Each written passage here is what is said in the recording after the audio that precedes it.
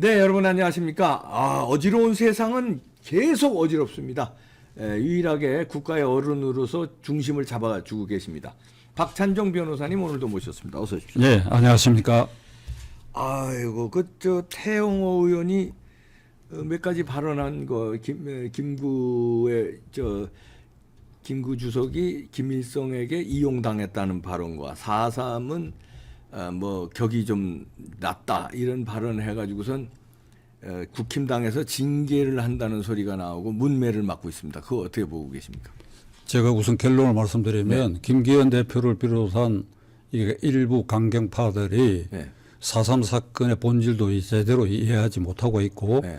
그다음에 백범 김구 선생이 48년 5월 10일 대한민국 정부 수립을 위한 국회의원 선거 그 직전 한 두세 달 사이에 그의 말과 행동에 대해서 네. 이걸 역사적 사실로 이렇게 판명된 부분도 잘 이해를 못하기 때문에 그런 것 같습니다. 예. 그러니까 결국 백범이 48년 2월경부터 예. 그러니까 5월 10일 재헌국회의원 선거가 있을 때 네. 그 전달에 4.3 제주 사건도 있었죠. 그렇죠. 예. 그 2월 달에 유명한 발언 네. 나는 남북 통일정부 구성을 위해서 38선을 베개 삼아 죽는 한에 있더라도 네. 남북 통일정부 구성을 해야 된다. 그래가지고 김일성이가 주도하는 4월 30일 남북조선 정치사회단체 연석회의에 초청을 받았는데 그래서 북한을 갔죠. 예. 거기에 가시면 안 된다. 지금 그 경교장이 그 강북 삼성병원 본관으로 쓰이고 있는 네. 그 경교장 울타리 바깥을 젊은 청년 학도들 그때 그 김재순 국회의장을 지낸 김재순 네. 씨 등 그때 서울대학교 그 학생들이 네. 그걸 애워싸고 선생님 김일성한테 이용당하는 겁니다. 아무 소득 없이 가시는 것이니까 가지 말라고 그러니까 24시간 이렇게 둘러싸니까 간신히 그 틈새를 노려가지고 뒷문으로 해서 이제 38선을 넘어갔습니다. 네. 가서 4월 30일 회의에 참석했는데 그 회의 내용 결의라고 하는 게 허황된 것이죠. 이미 북한은 46년 1월에 전국적으로 시군구 단위로 인민위원회 그러니까 우리로 말하면 시청, 군청 거의 다 구성되어 있는 거예요. 네. 그리고 중앙에 이제 북노당이라는 걸 나중에 공산당 간판 걸어가지고 김일성이를 괴로로 내세우고 소련 군정이 사실상 북한은 46년 1월부터 단독 정부를 구성하고 네. 그다음에 우파 활동 공산당에 반대하는 일체 행동을 금지시키고 조만식 선생도 연금을 하고 네. 그러니까 거기에 견디지 못해서 우익 인사들이 목사 이게 지식인들이 내려왔죠. 남쪽으로 전부 네. 탈출 남하했단 말이에요. 그 북한은 이미 단독 정부 구성을 해놔놓고 네. 이게 통일전선 전략으로 그냥 남한에 대해서 미 군정은 미국식으로 자유를 다 허용해놨거든요. 네. 공산당도 합법화됐다가 46년 10월 1일 대구 폭동을 계기로 해갖고 공산당 남노당 이게 해체하라고 그러고 박은영 체포령을 내리니까 해주로 이게 도망가가지고 거기서 본부를 두고 김일성하고 짜고 계속 남쪽에다가 통일정부 구성을 해야 된다. 유엔 감시하에 단독 선거는 이건 민족을 배반하는 것이다. 계속 이렇게 퍼부어댔단 말이에요. 네. 그러니까 그 결론이 이제 47년 12월에 유엔 감시단이 와서 네. 이게 남북한 선거를 하려고 하는데 38선을 막아가지고 북한은 들어오지 못하게 하니까 그러니까 다시 감시단이 유엔에 보고를 했어. 이게 남쪽밖에 불가능 선거를 할 수밖에 없었다. 오케이 남쪽이라도 해야 된다. 이래가지고 그 이듬해 초부터 이제 50선거 길로 가는데 그 중간 2월 달부터 이 백범이 네. 이 이승만과 같은 노선에서 이탈하게 되었다고. 네. 요 대목에서 이승만과 김구 사이를 제가 이제 존칭은 간략하게 빼겠습니다. 예, 예. 이승만 박사, 김구 선생입니다. 예. 그러나 일단 말할 예. 이승만과 김구의 인간관계는 뭔가 하면 1919년 3월 만세 사건 이후 4월 달에 임시정부가 수립됐을 때 그 헌법에 의해서 초대 대통령 이승만, 예. 백범은 경무국장이에요. 예. 백범은 나는 임시정부 문지기가 되겠다고 자원한 사람이니까 요런 위계가 있는데 그 뒤에 이제 임시정부의 활동이 아주 침체해지고 이럴 때도 백범 그걸 끝까지 지켜가 주석이 되고 이 박사는 미국에서 구미위원회를 움직여서 외교 활동을 하고 하는 이런 사이인데 두 사람 사이는 여전히 돈독했어. 네. 그 미주에서 이게 독립 작업을 마련해가 이 박사가 늘 붙여주고 그랬어. 이게 네. 돈이 떨어지면 이 박사에게 신호를 보내가 이 박사가 돈을 모아 보내주고 이게 45년 8.15까지 돼가 네. 9월 달에 이 박사가 귀국을 하고 이게 미 군정 하지 군정 장관을 가만히 보니까 상해 임시정부도 귀국하려고 하니까 상해 임시정부 자격으로는 입국할 수 없다. 네. 그러니까 임시정부라는 거 우리는 인정할 수 없다. 그대로 두게 되면 임시정부라는 것이 여기 서울에 생기게 되는 것이니까 네. 개별 자격으로 와야 된다. 이게 입씨름이 되는데 이 박사가 이제 미 군정에 압력을 가했고 일단 사람들을 오게 해야 된다. 이래가 미 군용기를 보내갖고 귀하게 귀국시킨. 모셨죠 이제. 그것도 이 박사예요. 예. 그리고 45년 12월에 모스크바에서 삼상회의를 했어요. 삼상회의. 삼상회의.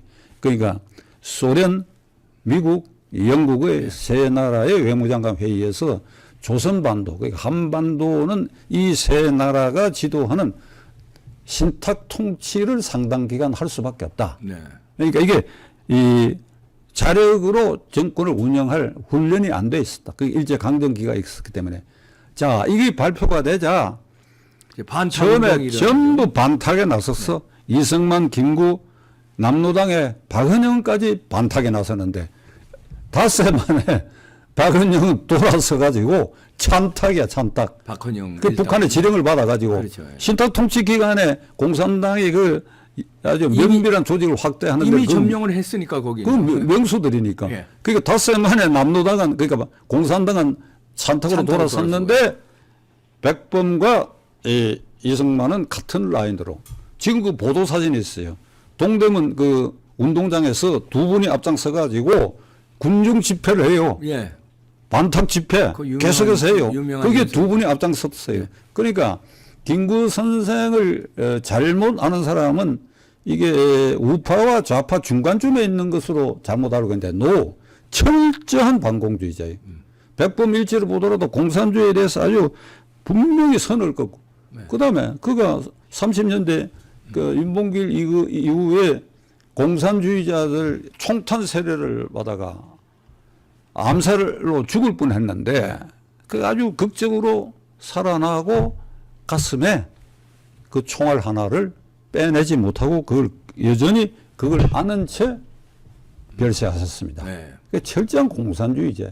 그 반탁 운동도 하고 그리고 이승만하고도 그런 관계인데 그러면 백범이 이승만과 동일 노선에서 북한의 단독 정부도 이미 수립됐다 하는 걸 다 잘 알고도 그 48년 2월에 네. 이게 이 남한의 선거를 반대하는 쪽으로 선회한 그 사건과 심리적 영향을 우리가 그걸 잘 살펴봐요. 왜 살펴봐야 되는가 하니까 백범 선생을 위해서 살펴봐야 된다. 네.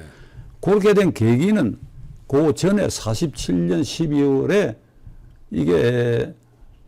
이게 대한민국 정부 수립을 위한 중심 핵심 세력이었던 한국민주당의 총무부장, 그 실질적인 사무총장 네. 설산 장덕수가 네. 암살이 됐는데 네. 제기동 집에서 네, 조금 마이크를 띄어야 잘 들립니다. 이렇게 여기 앞으로 마이크를 좀 보내주십시오. 이렇게 예, 앞으로 조금 더 이쪽 아니 제가 이렇게 가면 예 이렇게 왜냐하면 센서가 여기라서 센서가 여기 지금까지 지금 잘 안 들렸나? 아니 그러니까 괜찮습니다. 예. 네 말씀해 주세요. 지금 이 부분 나중에 예 말씀하세요. 예. 설산 장덕수가 이제 제기동 집에서 암살당했는데 그 암살 주범이 백범 김구 선생이 당수로 있던 한독당의 청년 당원들 네. 그 중에 종로서 경사가 있었어. 그 경사와 그 몇 명 20대 젊은이들이 설산 장덕수를 암살했다. 네. 그러니까 설산 장덕수의 형이 조선일보과 동아일보 기자하다가 이게 만주 지역에 취재하러 갔다가 이게 피살당한 사건이 있고 그 집안끼리 말하자면 세교가 있는데 네. 그 설산이 백범 말을 잘 안 듣는다 뭐 이런 게 있어 가지고 그 젊은이들이 독단적으로 그 암살을 했는데 그 당시 이 살인범 등 강력범은 미 군정청 군법회의에서 다루는데 네. 그 백범이 당수였던 그 당의 젊은이들이 그런 암살 행위를 했으니까 미 군정청에서 백범을 참고인 증인으로 소환을 했어. 네. 그때 도남장의 이 박사에게 내가 이렇게 됐으니까 그 두 사람은 형 아우하는 사이거든. 네. 한 살 차이죠. 예. 형님이 어떻게 좀 주선해달라고 네. 이렇게 얘기를 하니까 그때 막 그게 약간 삐끄러졌던 것 같아. 약간 삐끄러져 같은데 그래서 자관 그런 어떤 그 계기가 한번 있었는데 그것으로 인해서 2월 달에 38선을 배경으로 삼겠다는 발언이 나왔지만은 네. 이게 성시백이라는 간첩 활동을 백범의 그런 이 행위에 영향을 줬다 하는 걸 우리가 무시할 수 없는 게 성시백이라는 사람은 그러니까 김일성 휘하 공산당의 사회부 부부장 아니, 북한에서 아주 칭송하는 저기가 있죠. 그러니까 뭐 이것도 대단히 뭐 영웅 이왕 이 얘기가 나오고 이봉규 시청자 여러분들이 성의가 있으니까 내가 자세히 좀 얘기할 수밖에 없어요. 네. 이게 조선노동당이라는 게 남쪽에서 만들어져가 당수가 박헌여입니다. 네. 그런데 46년 10일 폭동 이후에 남한에서 활동이 정지되고 체포령이 내리니까 해주에 그러니까 조선노동당을 거기 옮겨갔는데 그럼 김일성이는 실제로 그 북한에 다 정권 조직을 해서 어떻게 하느냐 편의상 북조선노동당으로 했어. 네. 해주에 조선노동당이 있고 평양에 북조선노동당회를 만들어 가지고 나중에 이거 이제 다 합해가 김일성이가 이제 최고 두목으로 앉게 되지요. 그러니까 그 북조선 노동당의 사회부 부부장 성시백 네. 이 사람은 오랜 동안 중국에서 활동을 했고 모택동 휘하의 인민해방군을 도왔던 사람인데 임시정부에도 이 맥이 다 있었던 이 사람이 그러니까 해방 후에 평양에 가서 김일성 직계가 돼 가지고 어마무시한 자금을 가지고 서울에 들어와서 신분 세탁을 해가 조선중앙일보인가 하는 제호의 신문사를 만들고 네. 기왕에 이 발행되고 있던 주간지나 일간지도 10여 개 흡수해가지고 이게 김일성의 대남전선 전략 그때부터 통일정부 구성하자고 하는 것이지 저거는 이미 이렇게 땅 따먹기로 딱 발을 차지해놓고 남쪽 보고만 자꾸 그렇게 이야기하거든. 네. 그 이 활동을 하면서 이게 미 군정에도 마술을 뻗치고 네. 그다음에 군인 경찰의 핵심부에도 마술을 뻗치고 경교장 백범이 거주진 경교장 그 비서실에도 마술을 뻗쳤는데 거기에는 서회영이라고 하는 사람이 네. 서회영인지 서영회인지 요거 내가 네. 지금 깜빡하는데 이게 상해 시절부터 이 성시백하고 잘 알았던 사람인데 이 사람을 완전히 구워 삶았어. 그래가지고 백범을 어떻게 설득하라고 얘기했는가 하니까 북한은 이미 김일성이가 이 단독정부 이미 일찍 구성했다. 그리고 이제 남한은 50선거를 통해서 구성하려고 하는데 남북 통일정부를 구성하게 되면 대통령은 누가 하셔야 되느냐? 백범 김구다. 그렇게들 이제 그렇지. 김일성이는 북쪽을 차지해갖고 고집을 부리고 이쪽은 이승만이 어찌든 간에 유엔 감시하에 이쪽에다 선거해야 된다고 이러니 두 사람을 배척하고 통일정부 만든다고 한다면 그건 국민 뜻에 따라서 백범 김구밖에 더 있느냐. 네. 그건 제가 지금 들어도 솔깃한 얘기예요. 솔깃하죠. 백범 입장에서 보면 솔깃한 거죠. 그러니까 이봉규 동지가 백범 입장이라도 솔깃할 수밖에 없지. 네. 그게 영향을 준 것이 결정적이라고 우리는 해석을 합니다. 안 그러고는 백범이 이게 이승만하고 같은 노선에서 저쪽은 이미 정부 수립된 걸 잘 아는 사람이 네. 이게 유엔 감시의 선거를 반대할 이유가 전혀 없었지요. 네. 그래가지고 이제 평양을 아까 말씀드린 것처럼 4월 30일 갔다가 허탕치고 같이 따라간 사람 중에 공산주의자들은 거기 주저앉았어요. 네. 그 이제 이름이 알려진 약산 김원봉 같은 김원봉이, 사람은 그 주저앉은 거예요. 네. 그러나 백범은 공산주의자니까 그때 김일성이하고 마지막 돌았을 때 이런 에피소드가 있어요. 어깨를 툭툭 쳤다 그래. 왜냐면 30대 초반 뭐 35세밖에 안 되고 백범은 이미 1년이 넘었으니까 이런 얘기를 했다 그래. 김 장군 잘 해봐. 그리고 백범은 고향이 황해도 아니요. 네. 그 사람이 공산주의자 같으면 그거 눌러 앉았겠지. 근데 다 돌아왔어요. 돌아와서 결국 허탕을 하고 말았는데 요 경위 요게 그러니까 50선거 직전 2월부터 그 한 3개월 사이 네. 백범이 김일성에게 결국은 이용당한 거죠. 속았다고 봐야지. 속았죠. 4월 네, 30일 이용당한 평양에 거죠. 갔다 온 고 경위 그곳을 두고 백범 김구 선생이 이승만 김일성 대남 전략에 이용당했다. 네. 그걸 태영호 의원이 그걸 말한 거예요. 맞는 말이죠. 맞는 말이지. 그러니까 예. 그런데 김기현 대표, 뭐 윤재욱 원내대표, 이 예. 진상을 모르는 것 같고, 근데 뭐 조금 낌새를 차렸는지 뭐 4.3 사건도 그건 진실을 얘기한 것이고 이것도 진실인 것 같다. 요까지는 가 있지만 그래도 여전히 징계 얘기를 합니다. 징계 얘기가 나오는데 대표적으로 두 사람 발언이 지금 국민의힘당을 의원들의 이 표준적 생각인 것 같은데 허은아라고 내가 뭐 이런 의원 이름들 뭐 굳이 기억할 필요가 없는데 여기 이봉규 TV에 나와가 신뢰성 높이기 위해서 이름을 기억.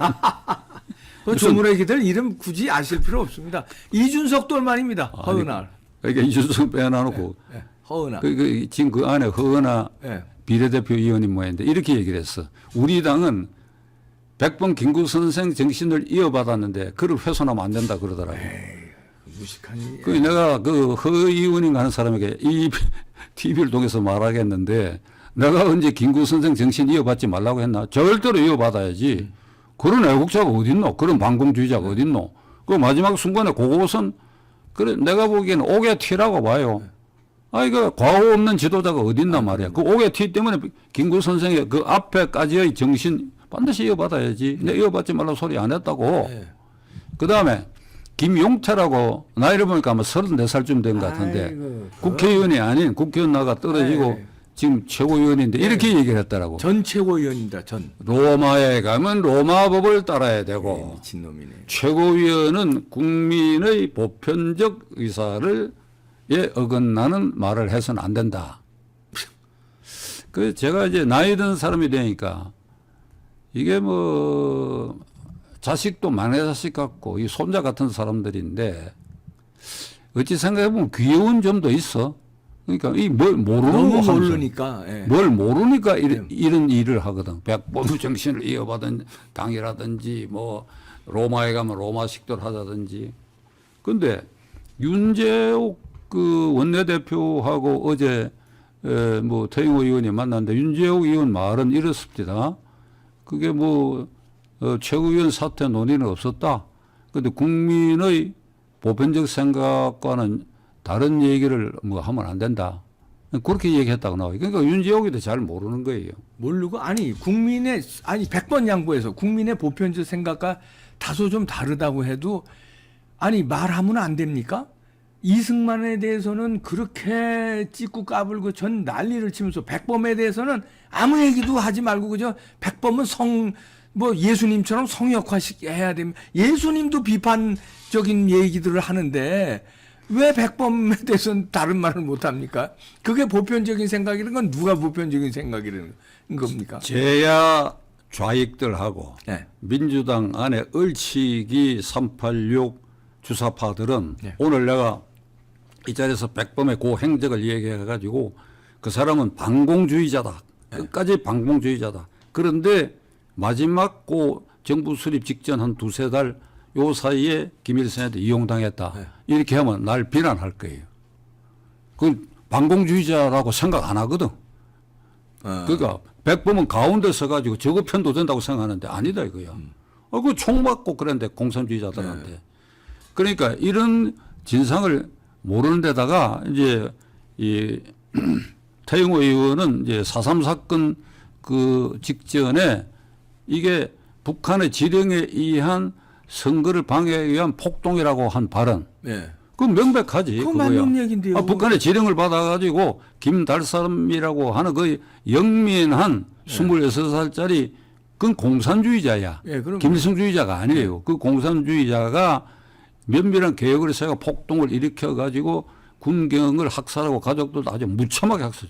그중에는 경찰관을 말이야. 톱으로 살아있는 사람을 눕혀놓고 톱으로 목을 뱉다는 거 아닙니까? 네. 그러니까 이게 치안 공백 사태가 오니까 본토에서 경찰이가 그것도 못 알아니까 이제 군인까지 동원돼 가지고 제압을 한 거지. 이제. 그걸 제압하는 과정에서 민간인 조금 민간인도 희생돼. 희생자가 나오는 것은 필연적이었다. 그런데 이걸 뭉뚱그려 가지고 문재인이가 제주도민들의 통일정부, 지금 아까 말한 통일정부 구성을 염원하는, 그게 김일성 노선이지, 염원하는 평화적인 집회 시위에 대해서 군경이 무차별 학살했다. 이 기조 위에 좌익과 지금 이 민주당의 강경파들이 있다. 그러니까 거기에다 대고 이제 이 태영호 의원이 이건 북한의 지뢰에 의한 폭동행위다고 했다. 이거. 그러니까 이 두 개를 묶어 가지고 태영호 의원을 징계를 한다. 어리석은 짓이시고 바보짓이고. 그러면 내년이 선거니까 국민의 보편적 인식이 4.3 사건은 이게 빨갱이 짓이 아니다. 그렇게 모두 알고 있다. 대부분이. 네. 그리고 백범 김구 선생은 완전 무결했다. 그러니까 50선거 직전에 이게 남한의 선거를 반대한 일, 그걸 모르고 있다. 모르고 있는데 이걸 굳이 끄집어내갖고 백범에 흠집내고 해서 우리 득표에 영향을 준다 이러면 조용히 해결해야지. 조용히. 이거 그냥 면박을 주고 모욕을 주고 태영호 의원이 못할 말을 한 것처럼 나는 김기현 대표하고 그 주력들에게 묻고자 합니다. 당신들 정당 무슨 정당이요? 민주당하고 구분되는 게 뭐요? 자유민주 질서를 지키고 우리 헌법 체제를 지키는 그러니까 그렇게 따지면 우파 정당 아니냐 이 말이에요. 종교의 자유, 기본권, 직업 선택의 자유, 지도자 선택의 자유. 북한하고는 완전히 대비되는 체제를 지키는 정당이 그 체제를 지키는데 과거 역사에서 흠집이 난 일들 4.3 사건 국민이 잘 모르고 있다 하는 거. 백범의 마지막 행적이 잘 모르고 있다는 거.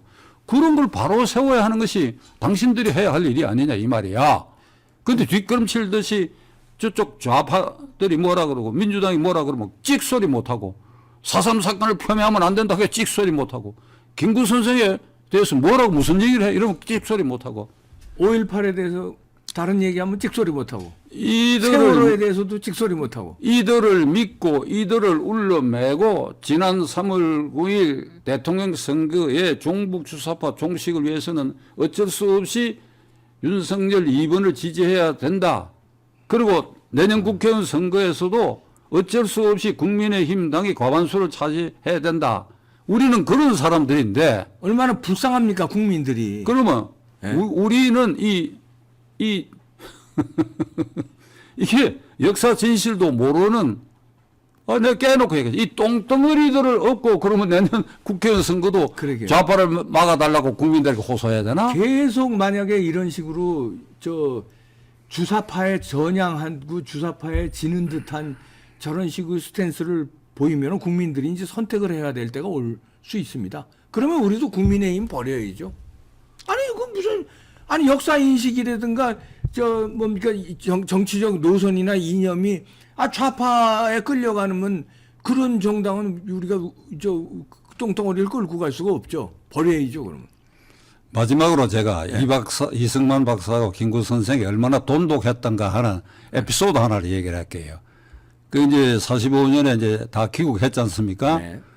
그러니까 이 박사는 이제 도남장을 누가 제공했고 이제 또 최창학이라고 하는 광산왕이 살던 경교장 지금 그걸 이제 김구 선생에게 이제 제공을 하고 그 다음에 우리나라에 그 당시에 조금 돈 있는 사람들이 두 분이 뭐 생계비가 있어야 되니까 그 이제 생활비를 좀 모아가지고 두 분에게 안배를 해가지고 도남장에 갖다 주고 이제 경교장에 갔더니 백범이 이거 도남장에 갖다 드려라고 도남장에 이 박사에게 왜 그러시냐고 도남장에 갖다 드리면 내가 필요할 때 그 가서 타다 쓰겠다고 이런 사이야. 그러니까 이제 돈 떨어지면 가면 아우님 돈 때문에 왔어 이러면 그런 사이야. 그게 47년 12월 장덕수 암살 사건 한독당 젊은이들 관여되고 그 다음부터 이제 성시백 등의 이런 아주 집중적인 이게 이 백범 포위 작전에 공약에 이제 이용 백범이 순간적으로 몇 달 결과적으로 이용당했다. 네. 이런 걸 이봉규 TV 시청자들이 꽤 들어보시고 그래도 어떻게 합니까?